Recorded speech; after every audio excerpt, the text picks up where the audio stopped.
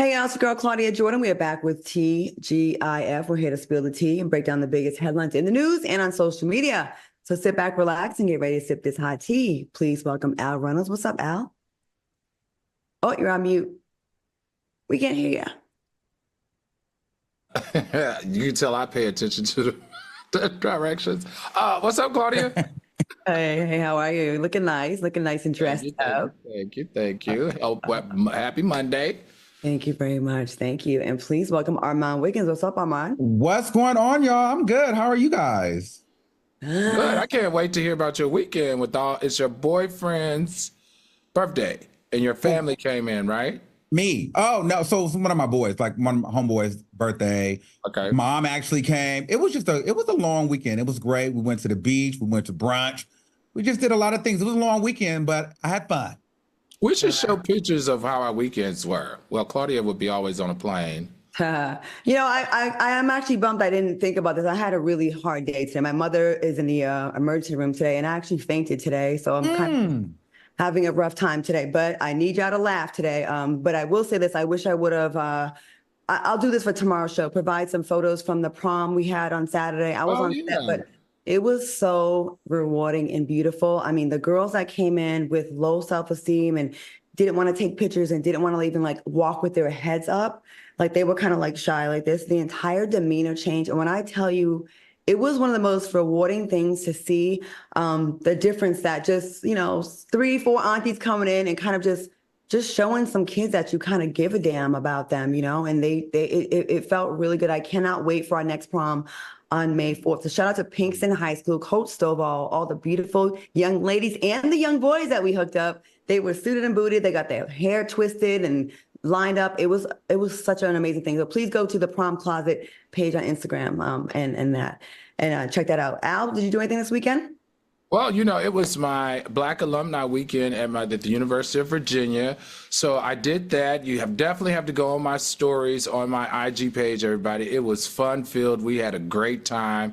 Had a chance to go to the president of the university's house and do a brunch with him and talk about the needs of the Black students and also why the University of Virginia is not doing away with its DEI, which I thought was phenomenal so far. He said that it's way too important to speak in those spaces of diversity and making sure that the campus represents the community. So it was a great weekend for me. It was a win-win all the way around. Shout out to the people that are pushing back against this ridiculousness. And if y'all don't think it's important to vote, hey, man, I'm just saying, this is the party that was to roll back civil rights now. That's next on the docket. All right, let's get into this show. What are y'all drinking tonight? Y'all drinking? Definitely. I'm drinking beer. Beer. Okay. You're a beer drinker, Al? It was the only thing in the. That's how it'll be for me too. Sometimes I just go, what's in the refrigerator? What's in it? Armand, you drinking? But I'm on the water right now. But I may during the break go get me a little Casamigos out the freezer. I'm not drinking until I get my electrolytes right. It might be exhaustion, I don't know, but I'm afraid what would happen if I drank today. So have y'all ever fainted before? I've never fainted before. Al? I have from dehydration. I think on the treadmill. It was a headache for 2 days, and then I just sat woozy, and then bam. Okay. Well, I'm not going to faint in this show. I would be so paranoid if that was me. I'd be at the hospital. Yeah. I mean, maybe after work calls. All right, let's get into the show. Jill Scott was a trending topic over the weekend for applauding Chris Brown after he released a diss track that had everybody talking all weekend that was aimed at rapper Quavo. Jill wrote, Chris Brown is amazing. How does anybody sing like that, dance, look, act, and rap like that? Beyond gifted. Now, it appears exceptional people have to go through exceptional fire. There's nothing to debate. Now, what are your thoughts on Jill Scott publicly supporting Chris Brown? But most importantly, what did y'all think of Chris's diss track? Armand, what do you think? Listen, I agree with Jill Scott, and I just didn't understand why a lot of people were trying to drag her for that. Here's the thing, Chris Brown, his career has suffered. We know this. He's paid his dues to society. Karrueche has moved on. Rihanna has forgiven him. At the end of the day, the man made a mistake. It happened.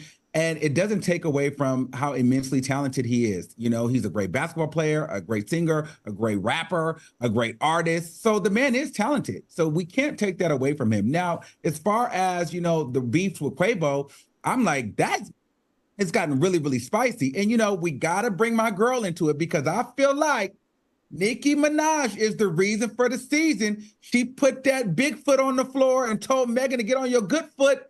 And all the people want to come out now and beef. So I just feel like, you know what? I'm here for it. And that tea about, you know, Chris Brown allegedly sleeping with Quavo's girlfriend while Quavo was with her.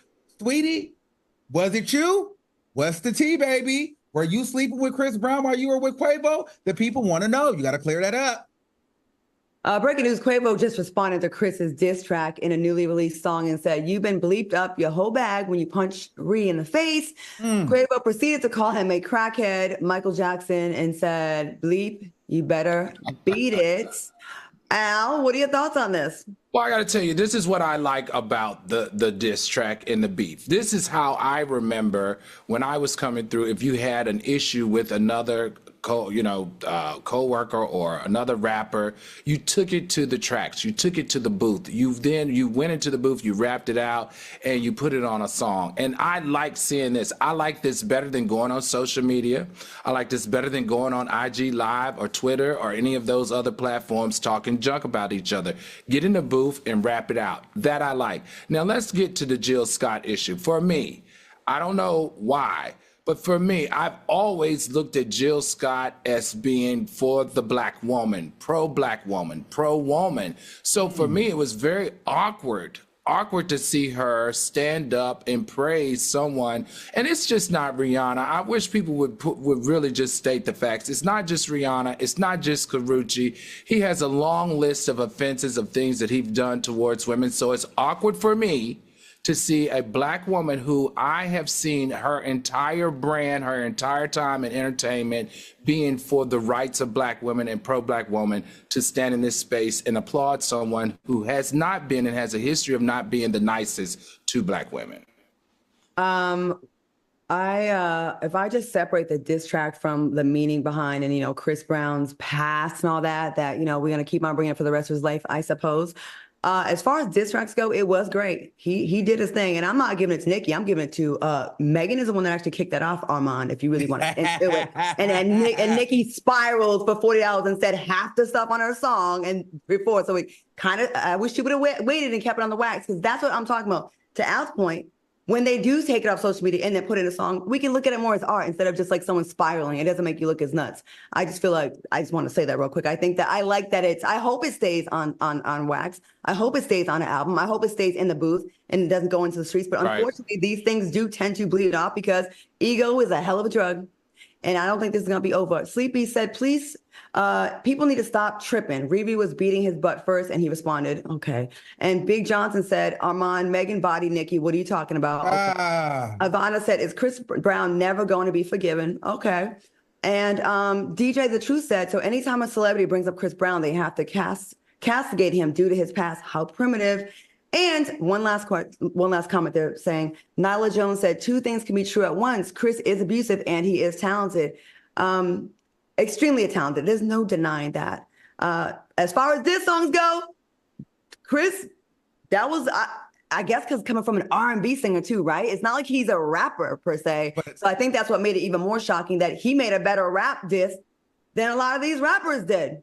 But let me ask you this, Al, because you know you're my boy, but I got to get it. So are we not Team Chris on this or what, Al?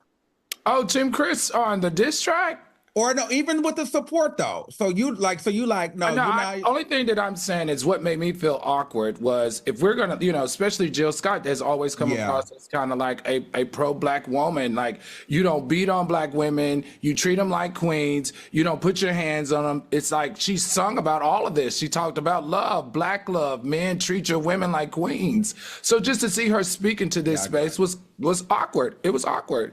I don't think she said anything too terribly wrong. She talked about his talent. We know he's talented, but to see an advocate for pro-black women rights and all that love and respect that she sings about for 2 decades, then to be, this overly supportive was just awkward for me. That's all.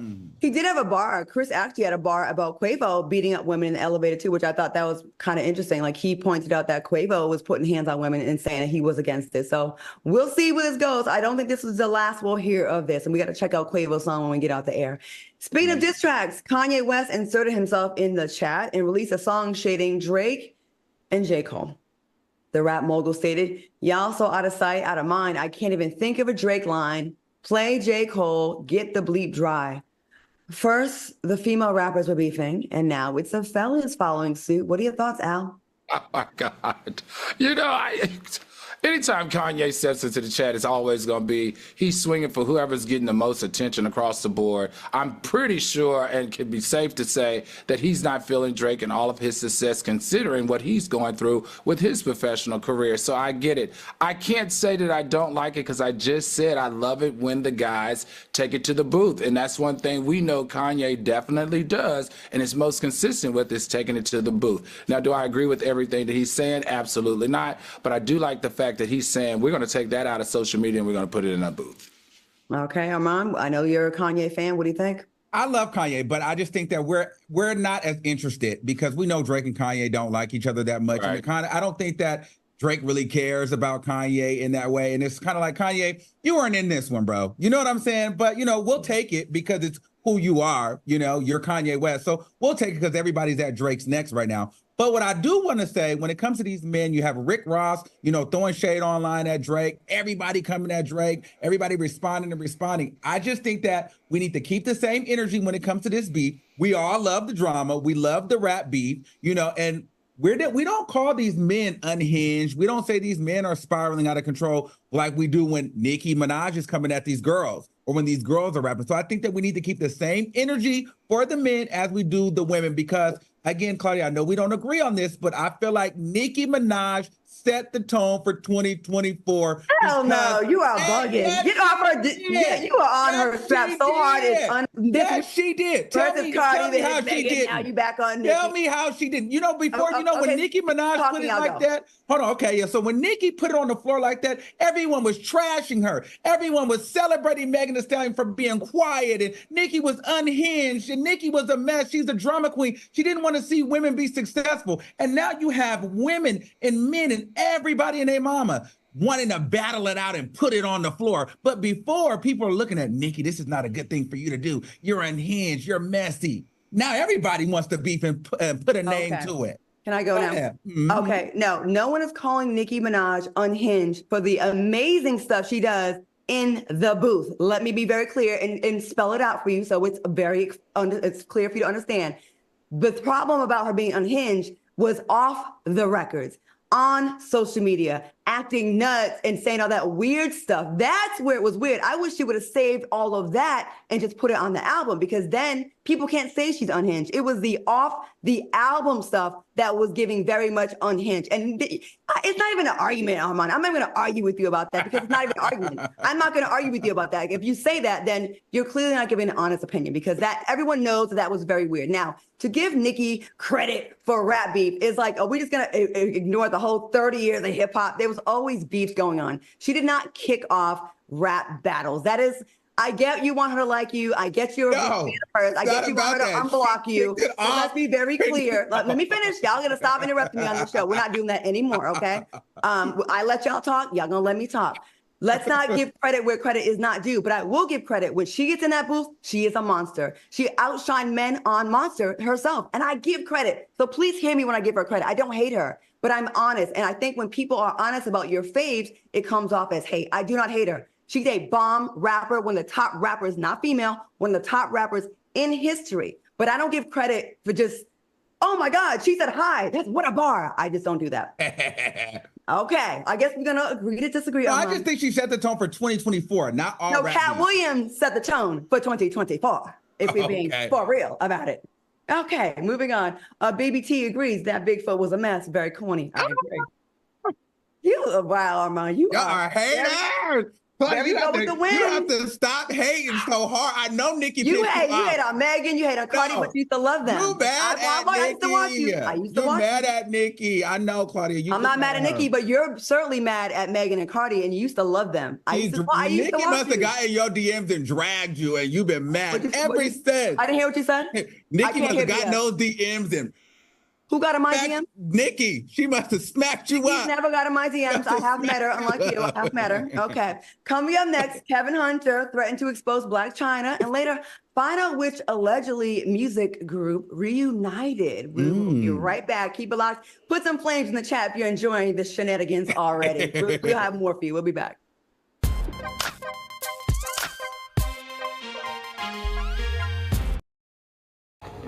Scene 103, take one. I thought we'd be on the same page about this, and we're not. How do I know the way I'm going to respond to it? I want you to get the vaccine because I want you to be safe. What if you end up in the hospital? That's what I'm scared of. If you was to die, man, that would literally kill me, man. I hug you. Yes. If it made you feel that way, bro, I'll probably do. Love you too.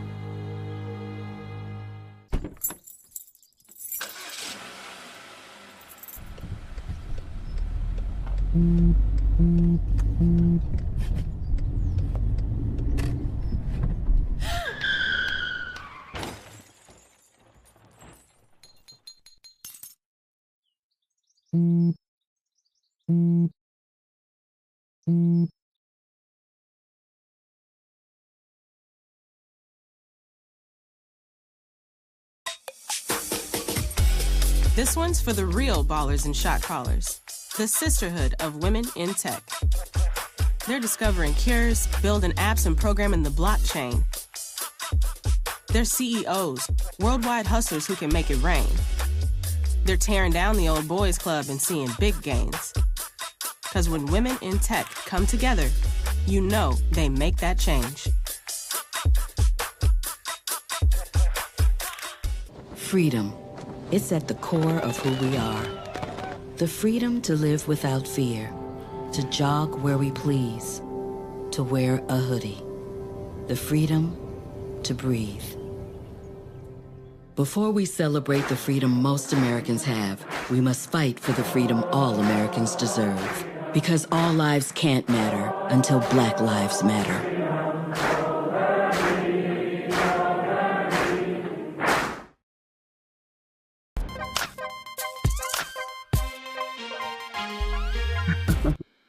Welcome back to TGF. Oh, y'all still talking about that last segment? Yaya 502 says Nikki's going to see this clip when she has a tour break. And Canary Diamond Street says, yes, Nicki Minaj is the GOAT, period. Okay, yeah. Listen, I ain't saying she's not good. Here's the thing with this new generation. Y'all are so sensitive. When someone gives commentary on something and they're fair and they say, I like them, but I'm also able to give criticism, it's deemed as hate. If you don't lick their behind from front to back, back to front, then you're somehow a hater. A real friend or a real commentator or someone that gives, can give their opinion, can be objective and say, I like this, but I don't like this part. And that's it. But y'all will just clip the one part and say someone's trying to hate on your faith. And that's not, it's just not true. I give credit where credit is due. I'm just saying. Any more comments? With Love 302 says, clock that. Spoke nothing but facts. And Summer Speak says, Claudia reads, yes, y'all must forget. Keandra Nash said Meg just dropped a hit and Nikki felt attacked with her jealous AF. Okay. You make a video about it after we're done. All right, we'll send it to Nikki. All right, yeah, Kevin Hunter seems to be fed up and threatened to expose Black Chyna after she appeared in the Wendy Williams documentary. Take a look. So I don't know what was this display for. All of the people that were involved, the celebrities, half of them were involved in enabling her. So Black Chyna, you need to go sit down before I air you out and let people know what you really did. Al, let's go to you first because I know you know about this a lot. What are your thoughts on this? I don't like it. I mean, honestly, I don't like it. I mean, what is he alluding to? I think we can figure it out, but I don't like that he's trying to hold that over her head. And I don't like the fact that he's trying to say that, he didn't have any responsibility for the spiral of his ex-wife, Wendy Williams, and that other people who were her celebrity friends or friends like Black Chyna were enablers. That's basically what he's saying, and that's not all true, because we know Kevin Hunter, sir, mister, you had a lot to do with this. So a lot of people may have enabled her, but let's talk about the real root of the issue. I think it's pretty safe to say it stems from you. Okay. All right. Armand, what do you think about this? Do you think he had some real tea or just trying to make people nervous? Honestly, first of all, I just want to say I absolutely 100% agree with you, Al. You hit it on the head. For me, I just think Kevin Hunter's a joke. Like at this point, let's just call a thing a thing. Kevin Hunter is a joke. We actually don't care anymore. You are partially, if not the whole reason Wendy Williams has been destroyed. You literally embarrassed her in front of the world, and now you're upset that other people are by her side, whether they have been enablers or not. At least they're there. You destroyed this woman and now trying to take all the money. I mean, let's be very clear, though, too. Wendy should be happy that she has a person like Blac Chyna by her side, because let's just be very clear here. Wendy Williams used to embarrass Blac Chyna and dog her out on her show. So even when you dogged that woman out, when you were at your lowest of lows, she put that to the side and accompanied you and, stood by you when nobody would. So at the end of the day, I think Kevin Hunter needs to lay off of Blac Chyna, because at least she was there just to hug Wendy and embrace her when you weren't nowhere around. You're more worried about your finances and your side chick and your new baby. So honestly, Kevin Hunter, lay low, and we don't really care about what you have to say, because you are the reason for her demise, in my opinion. I'm gonna go ahead and agree with both of y'all. Kevin Hunter, you have the audacity, the unmitigated gall to sit here and say that Blac Chyna, who has gotten her life together and is so clean and on this journey that I can personally say that I'm a witness to, I've seen it, is the enabler. Not you, though. Not you, who was right there, siphoning your money, living your life, having a whole nother relationship, and then you wanted your sick wife to finance your lifestyle with your side chick that you left her for. There's a very good argument to be made, and I'll say allegedly, that you're the one that caused her to spiral and to go into this different phase, because she was fine up until we saw her heartbroken on television. We saw her have to deal with and be publicly embarrassed. She sees all the comments and people kind of gloating, that's what you get for talking about other celebrities. Kevin Hunter, to say Blac Chyna is an enabler because she went to go spend time with the woman that you should have been spending time with, you should have been pouring into, but yeah, you still want her to pay your bills and give you money. It's the audacity for me, right, fellas? Like, how dare you? I'm so sick of this weird egghead shaped man. I'm so sick of you. You made the choice to go bounce and to cheat on your woman and go start another family. Listen, prenuptial agreements need to be this. If you cheat, man or woman, you forfeit a lot of those things, because it's the audacity for me. And he still wants money. Every story we do on this man is him complaining and wanting more money. Get a job, Kevin. Yaya 5502 said Kevin needs to be investigated. He might have given Wendy some drugs or poison. That's what the soulmate said, not us. Wanda Faison said most of this is his fault, fellas, to your point. And he's more her enabler than anyone else. Erica Luck said, Kevin, go get a damn job and stop leeching off Auntie Wendy. And Nick 360 agrees with you too, fellas. He is the reason for Wendy's downfall. Nature needs to run its course already. Oh, wow. Kevin, you weren't going to get sympathy here at TGIF. Sorry. I guess we won't be getting a Kevin Hunter interview. Not us three queens. But is there anything to interview him about? Not at this point. No, we're good. The NAACP recently responded to Stephen A. Smith's antics after he defended Donald Trump's claim that Black people find him relatable because of his legal troubles. The organization tweeted, relatable. Show of hands. Anyone in your Black family have 88 felony charges pending? Filed for bankruptcy 6 times, made an attempt to overthrow a presidential election and our democracy, and still have the ability to fall asleep in court and dream of being the president? What are your thoughts on this mess, Armand? What are your thoughts? I'll be honest with you, that was not the right message. I definitely don't see Trump as being relatable to Black people, and that's not why I would be like, oh, I like Trump. Now, if he would have said more entertaining, I could have heard that, but relatable, Trump being able to get away with everything that he's gotten away with, there's no way that, I could be, see him as relatable. So I didn't agree with that at all. All right, Al, go ahead. I actually like the fact that the NAACP stepped into the chat with this. I think that the NAACP, as we know it today, is not the same that I knew it when I was growing up. The NAACP always spoke a relatable, voice for our community. They were the voice for the community. They stood against wrong. They stood against racism. And I think they've kind of lost their messaging along the way in being able to be relatable to the younger group, and stepping into pop culture environments like this against Stephen A. Smith lets you know in a way what their powers are and their influence. So I like the fact that they took him on, because they're 100% right. This isn't about that.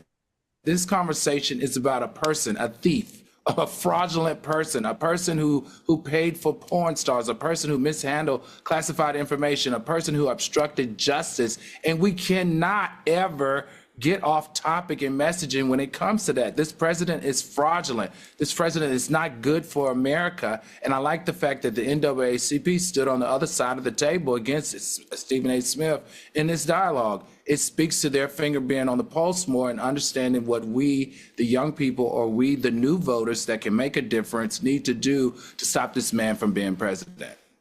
Jesse said, all Black people are not dealing with the legal system right now. And I have to just piggyback off of that. Stephen A. Smith, I usually rock with you because I love opinionated people that speak their mind, whether it ruffles feathers or not. He usually stands on what he says. But you missed the mark on this one, Stephen. And again, I got respect for you, but not for this message. Why would you lessen the Black community to people who all relate to crime?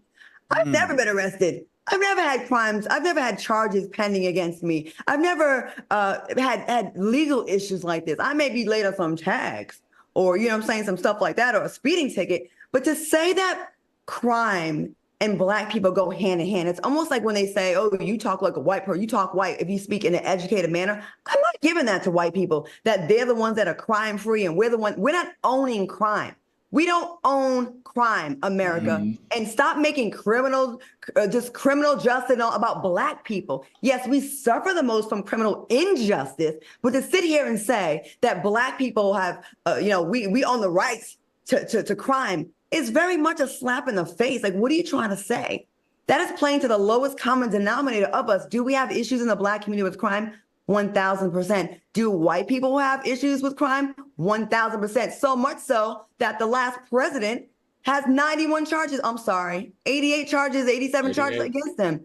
So like to put that on us is nuts because the Black president, as I recall, had 0 scandals, 0 charges. Y'all was just mad that he had a tan suit. That's the worst thing he did. It's infuriating, Stephen. Like, you know better than to say this. Like, you know better. Y'all feel me on that? Yeah, it kind of makes you feel uncomfortable because it's like we have to be criminals to relate. You know what I'm saying? It does kind of make you feel like I don't want to take that on. So it sounds like the racist white people. Oh, you know how they are, those people. No, Stephen, I need you to walk that back.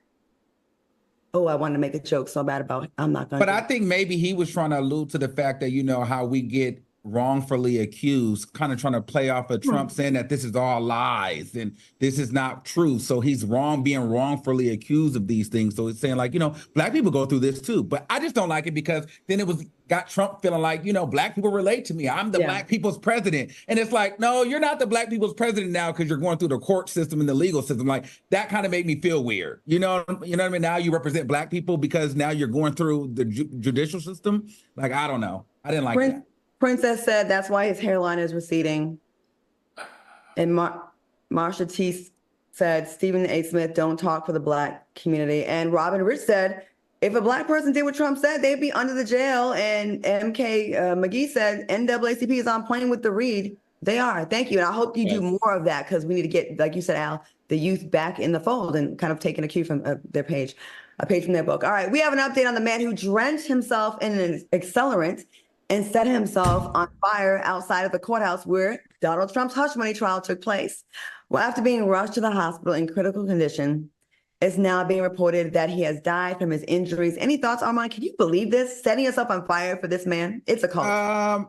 Was it for him though? Was it really attached to? I don't know if it was really attached to Donald Trump. I think they were saying he's a conspiracy theorist. I don't know. To me, this screams mental health, and it's always amazing to me when you just kind of see people outside on the streets and the things that they would do and what goes on in their heads. And in my mind, when I hear stories like this and I think stuff like this, I just thank God that wasn't my life, or I wasn't that person, or that I have like a sane mind enough not to do that. Because, you know, as a child, you don't think one day I'm going to be 37 years old and set myself on fire in front of the courthouse and die. Like, you know, when you think about your mortality, you just think about how you end up doing it. And I would never imagine it being that way. So for me, you know, it just goes to show, like, guys, really get your mental health in order because this feels like a mental health situation. All right, Al, what do you think? I think I don't want to talk about that particular burning of that particular person as it relates to what's going on in Donald Trump's trial. I do want to send out condolences to his family because that is what we do here. We have compassion and empathy. What I want to talk about is how Lauren Coates That CNN journalist, that live coverage, she ate that commentary up.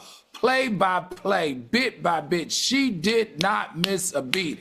And when a journalist gets an opportunity to cover something that significant, and that woman rose to the occasion, as a black female journalist, as a black man on television today, I cannot let this day go past without giving her her flowers. Lauren Coates, you ate that coverage up. Excellent job, and keep up the great work. Laura Coates. Laura. Okay. Okay. No, we're going to get it together because we're going to give her props correctly because you're right. She was on fire. She did her thing. She was like telling about she smelled the accelerant, she smelled the skin, and she did not skip it. But you're right, Al. Right. And I'm glad you said it because I was definitely going to go ahead and give her props. She did her thing. CNN, keep that one around. Protect her. You already done messed up getting rid of Don Lemon. Right. So Laura Coates, we got you. Laura, sorry. It's okay. Tanya Lilly said that reporter said it is my debut, and Stewart said we need to realize that some of these conspirators we follow are mentally ill. I agree, Armand. And yeah, Ray said the fact that he was able to get so close is the problem. Well, it is a public. It's a government building out there. I don't know. That was nuts. All right, keep it locked because coming up next, we find out which music group reunited for an impromptu performance, and later Brian McKnight's son is calling out his father's antics. Oh, Brian McKnight, please. We'll be right back.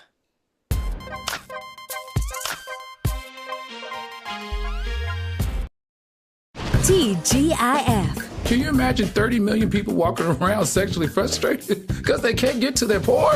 You're looking at one right now. I'm going to say this. Every weekday. I'll never live in Texas again. It's the worst. What's your favorite porn, Armand? Oh, I'm not getting into that. My God. On Fox Soul. Now, what's yours? And listen, don't judge me, okay? Massage porn. That's born now. Give me a good three-way gang. Oh, I knew it was going to come out. Yes, yes. When I got the opportunity to get her, there wasn't no choice. I told myself, I'm gonna take custody of my daughter. It's my baby. That's what we're supposed to do as men. Take care of our home, build a foundation, you know what I'm saying? Love, our money, she's my purpose. I'm here to walk with her, hold her hand until she can walk alone. Ain't nothing like being a father in this world.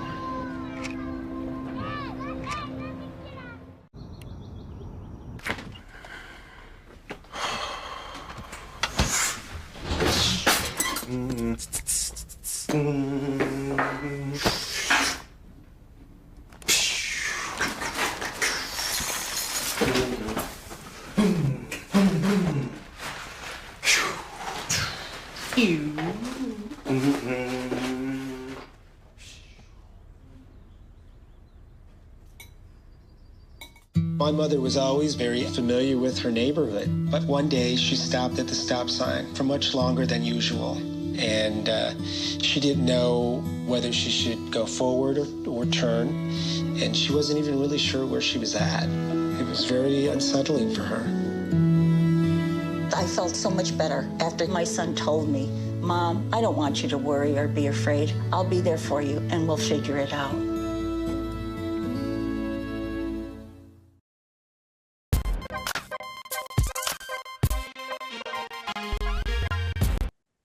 Welcome back to TGIF. All right, y'all, listen, we like to hook y'all up and make your life a little bit easier. So that's when we come to things that we love, like food. So let's get into this. Eat stress-free this spring with Factor's delicious, ready-to-eat meals. Every fresh, never frozen meal is chef-crafted, dietitian-approved, and ready to eat in just 2 minutes. Now choose from a weekly menu of 35 options, including popular options like Calorie Smart, Keto, Protein Plus, or Vegan and Veggie. Also discover more than 60 add-ons every week, like breakfast, on-the-go lunch, snacks, and beverages to help you stay fueled and feel good all day long. Now, what are you waiting for? Get started today and fuel up for your springtime goals. Get chef-prepared meals on the table in 2 minutes with Factor's ready-to-eat meals so you can get back to doing what you love this spring. All right, looking for gourmet meals? Try meals that feature premium ingredients like filet mignon, shrimp, truffle butter, broccolini, and asparagus. No fuss, no mess meals. Factor meals eliminate the hassle of prepping, cooking, or cleaning up. Simply heat and savor the good stuff. Tailor to your schedule, customize your weekly meals with the flexibility to get as much or as little as you need. Pause or schedule deliveries to suit your lifestyle. Factor is your solution for fast, premium meals without the need for cooking. Now, we're celebrating Earth Day all month long. Look out for the Earth Month Eats badge on the menu for our lowest carbon footprint meals. Now, I just found out that Armand actually is a consumer. Yeah. So please speak to us.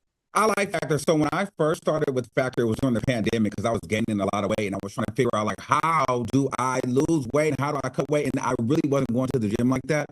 And I was drinking a lot because I was inside. But what I was trying to do was the keto thing.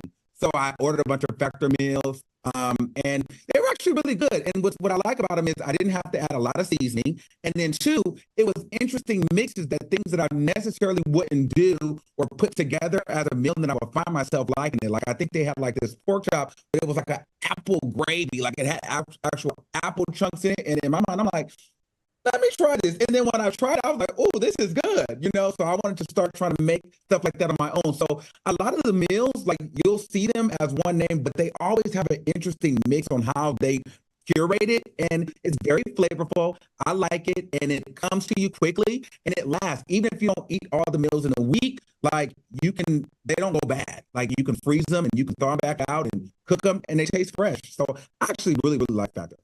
Good to know. Al, what do you think? I think it's brilliant. I mean, I want to try it. I mean, Fox Soul people, give me my Factor. I really want to try it. Hell, Claudia, I know you did. I did too. You know, I've been on this diet for like the last few months and I want to keep it off. Yes. And I think Factors will help me, you know, factor out all the guesswork and confusion surrounding what should I eat, what can I not eat, when it gives me the portion control already. If I want one that's calorie free or vegan or veggie, I can have that too. So for me, I need it right now, Factor. So let's go. All right, low calories. Head on to factormeals.com/T50 and use code T50 to get 50% off your first box plus 20% off your next box. That's pretty good. That's code T50. That's TEA50 at factormeals.com/T50 to get your 50% off your first box plus 20% off your next box while your subscription is active. Promotional considerations furnished by Factor. All right, y'all, let's get back to some more topics. The legendary group Spice Girls were united for an impromptu performance of their hit song, Stop, at Victoria Beckham's 50th birthday party. All right, y'all, what are your thoughts on this reunion? And if you could have a music group perform at your birthday bash, who would it be? Armand, let's go to you first. I love reunions when the girls get together, especially when they're like powerful groups. It's just a nostalgic feeling. It's a good feeling to know that everybody is still cool. Because a lot of times when you have a group or ensemble things, like people don't really get along. And, you know, when it's done, it's kind of like, well, that was the end of an era. So I like that there is still some unity. And although, you know, this group has been out for a very long time and now doing their own thing. Now, if it was my birthday party, I definitely need Destiny Child to come out. I need Kelly Rowland. But I want the original. I need LaToya Luckett. I need all of that. You know, I need the full-on nostalgia. I need Say My Name, Say My Name. Okay, I want to turn up, and you know, because you know that's how I grew up. I want bills, bills, bills. All right. So yeah, Destiny Child for my birthday for sure. All right, Al, let's go to you. What do you think? And I think for first of all, I'm like Armand. I love these kind of reunion things. I remember these ladies because they were iconic. I mean, I think a lot of people may not know of this about the Spice Girls. You know, their debut song had they sold 28 million copies, which made them the best-selling album by a female group in music history. That's number one. Number two, overall, they sold 80 million records worldwide, making them the best-selling female group of all time. So they played no games. So these ladies, what was it? Claudia, do you remember Sporty, Baby, Scary, Ginger, Posh. Ginger, Posh and Posh. Those were the five, and they were hot, hot, hot. People could not get enough of them. Now, for me, if I'm doing a birthday party, I want a group that's going to turn the ladies on, get them in the mood. I want them to help. You know, once you get a woman turned up, and you can do that with Beyonce, but for men, if you get a man singing women love songs, the rest of the night of your work is done. So I would say I want New Edition. Ooh, okay. Well, I like both of your picks, so we couldn't repeat. So I'm gonna go with Boys to Men only because when their album came out, I was a freshman in college, Motown Philly and all that. And the sexy part of this, the album, the song Ooh Ah, like I love that. That's on my sexy time playlist. As far as this, I will say this. One of the comments said, "Oh, Lion said, oh, so fun they reunited." Victoria always distanced herself from the other girls, so it is good to see them with each other. So it's nice that there was no real beef. They just, just went about their lives. But there's so many good groups. But yeah, I think we all picked some good ones. And I do love seeing groups still be able to come together after summertime because usually people break up and you're like, damn, we missed that. So good to see. If you guys had to pick, I don't know if you guys did this because I definitely did it with my friends and stuff when they were out. Did you guys pick which Spice Girl you were, or like if you had to pick one, which one were you, Claudia? Did you ever go through it? I'm the sister girl. Of course you were. Because she was the black one. I love Mel B. Yes. Al, which Spice were you, Al? I was not picking no woman. Oh my God. When I was like, no. I say Posh. You be Posh Spice, Al. You Posh Spice, child. Okay, yep. On a diet, kind of like designer stuff. Did you see the movie? I didn't see it. Oh, I love the movie. That was one of the first movies I ever saw. But I was bad because I liked the movie because towards the end all the guys showed their butt. That's when I knew I was gay. Okay, Armand. Armand, I'm not gonna go there with you right now. Okay. Ro Rain said, "Pretty Ricky for me." Oh, Pretty Ricky. Okay, Bougie Barbie said, "Oh yeah, New Edition would be a great group, Boys to Men too." And Neek 360 said, "Rest in peace, Left Eye. TLC will forever be my favorite." Well, that's cute. Okay. All right, y'all. Let's move on. Keep it locked because coming up next, Brian McKnight's son is exposing the unthinkable, and later find out why you may want to reconsider using Uber Eats. Oh, don't scare us. We'll be right back. Stay tuned.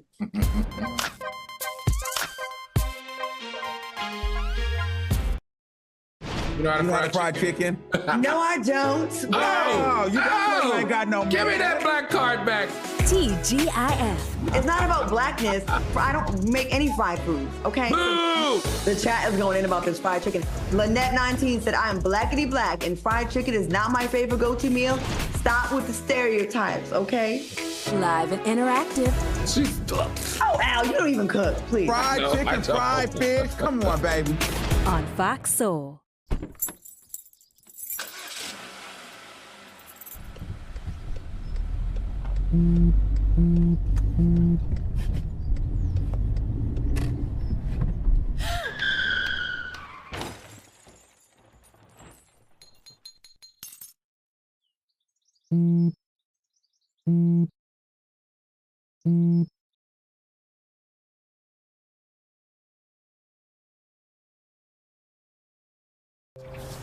You see certain things get reincarnated in your children. My daughter is very much inspired by my wife's artistic pursuits. So my daughter started making necklaces. She makes what we call affirmation fashion. I tell her every day that your black is beautiful. Your black is beautiful. Your black is beautiful. And if there's anything better than being beautiful, it's being smart. And if there's anything better than being smart, it's being kind. And reaffirming that every day is our method of making sure her chin never drops. My dad wasn't around, and I remember riding a bike and falling off and cutting myself, and me never just wanting to get back on it. People ask, how your children learn how to ride a bike, and you didn't. I didn't teach them. I just created an environment where they taught themselves, and all I had to do was be there.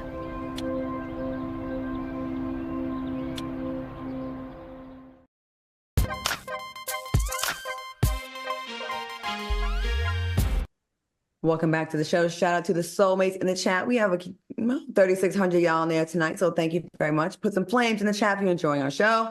All right, let's get into this. I'm so disappointed in this person right here. Brian McKnight, his son, Nico McKnight, is not here for his father's shenanigans after he stated that his biological kids are a product of sin, which is the reason why he doesn't claim them, meaning his black kids, the first ones. Well, Nico caught wind of the message and wrote, "I'm evil? That's wild. The guy who used to make me clean his used condoms out his bathroom at 15 before Lisa got home is calling me evil for show." And he added, "The guy who forged signatures on our names is calling us evil for show." Are you surprised? Armand, what do you think?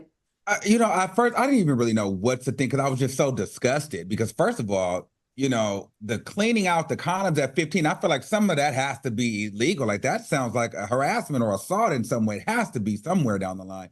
But also like not claiming your Black kids and making them seem like they're evil and you got this Hawaiian family or whatever they are. I don't know. They look Asian, Hawaiian, and they're not even your full kids. And then you changed your name to make sure that the newborn baby can be the junior. It's just all weird. And it's given it's given self-hate.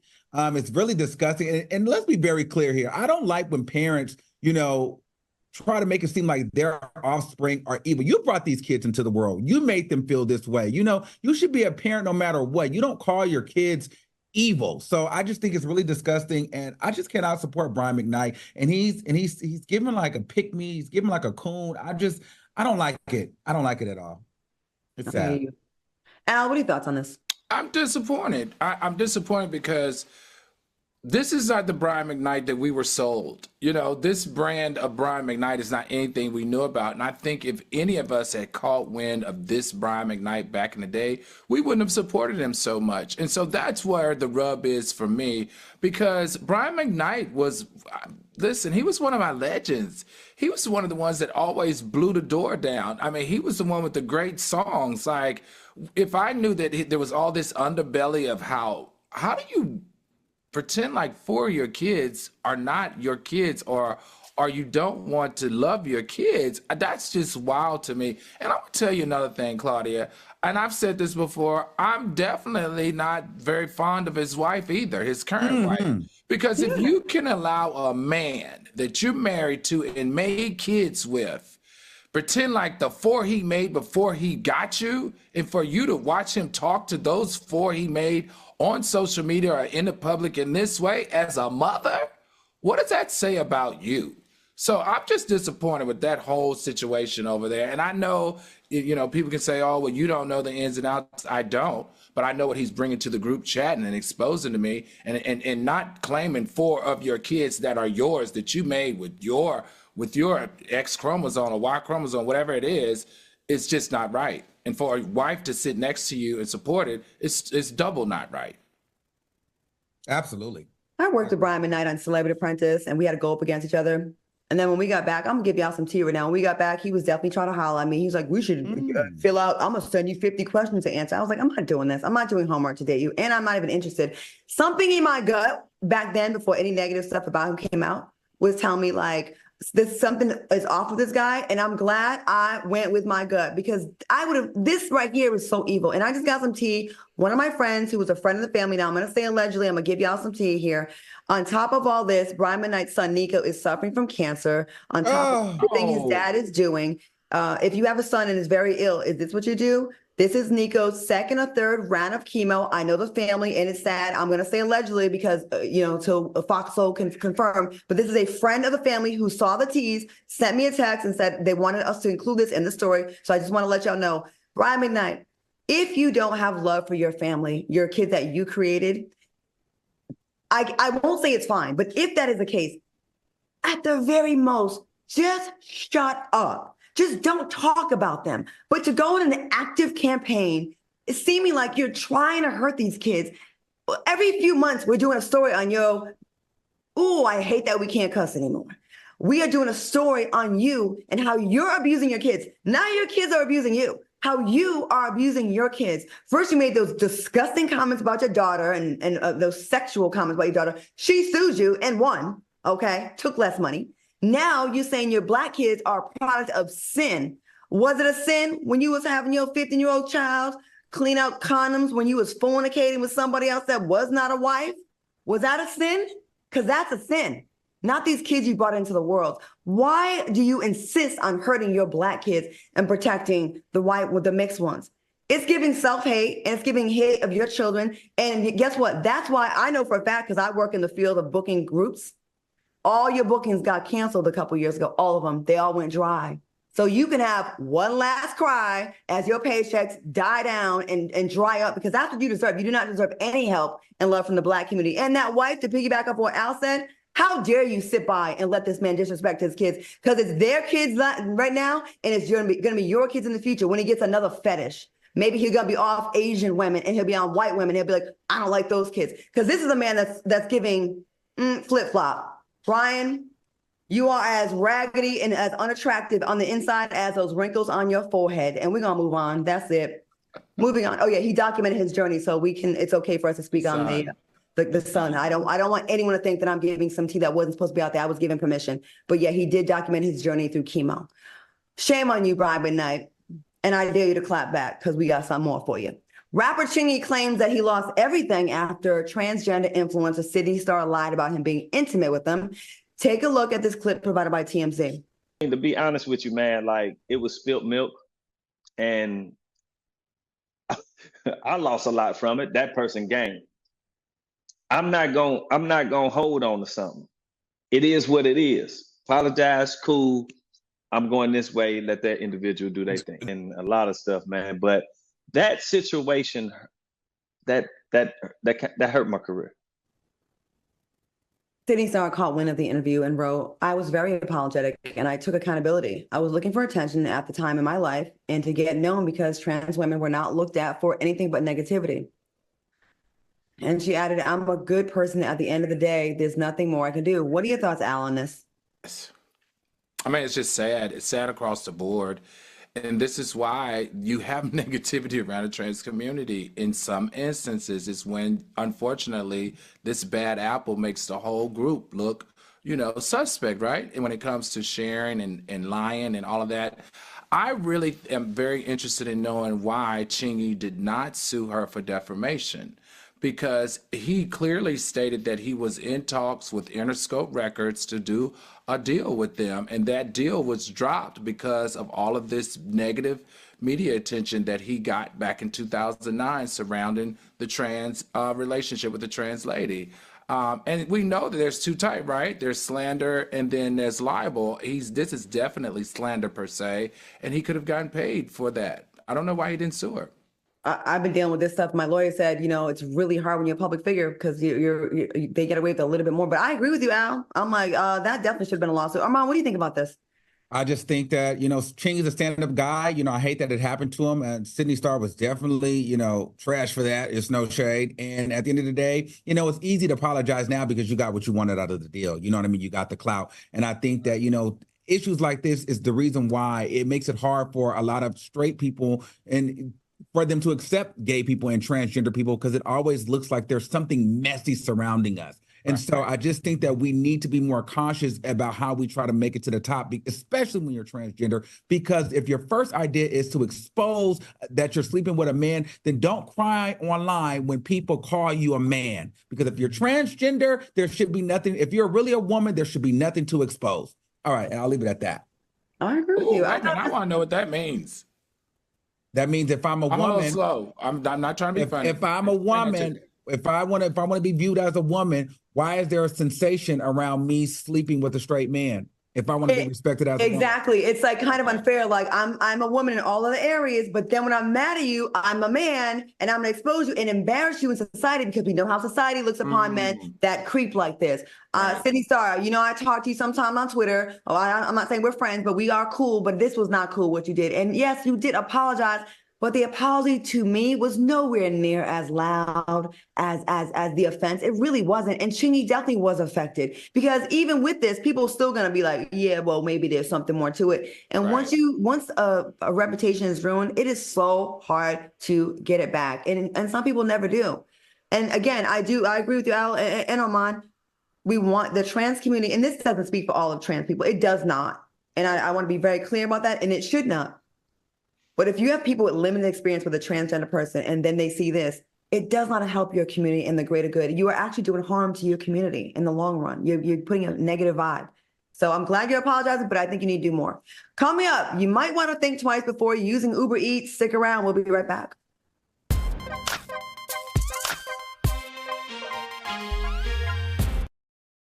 You know how to fry chicken? No, I don't.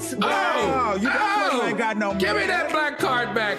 TGIF. It's not about blackness. I don't make any fried foods, okay? So the chat is going in about this fried chicken. Lynette19 said, I am blackity black, and fried chicken is not my favorite go-to meal. Stop with the stereotypes, okay? Live and interactive. Oh, Al, you don't even cook, please. Fried chicken, fried fish. Come on, baby. On Fox Soul. When I got the opportunity to get her, there wasn't no choice. I told myself, I'm gonna take custody of my daughter. It's my baby. That's what we're supposed to do as men. Take care of our home, build a foundation, you know what I'm saying? Love, our money, she's my purpose. I'm here to walk with her, hold her hand until she can walk alone. Ain't nothing like being a father in this world.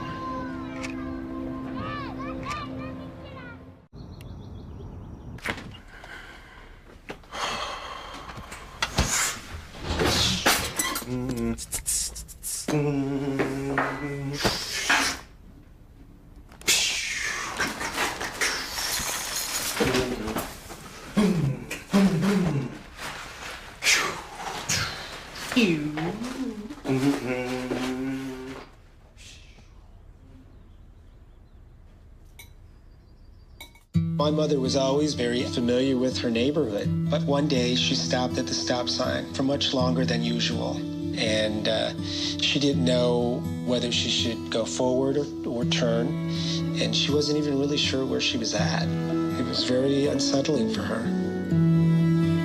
I felt so much better after my son told me, Mom, I don't want you to worry or be afraid. I'll be there for you, and we'll figure it out.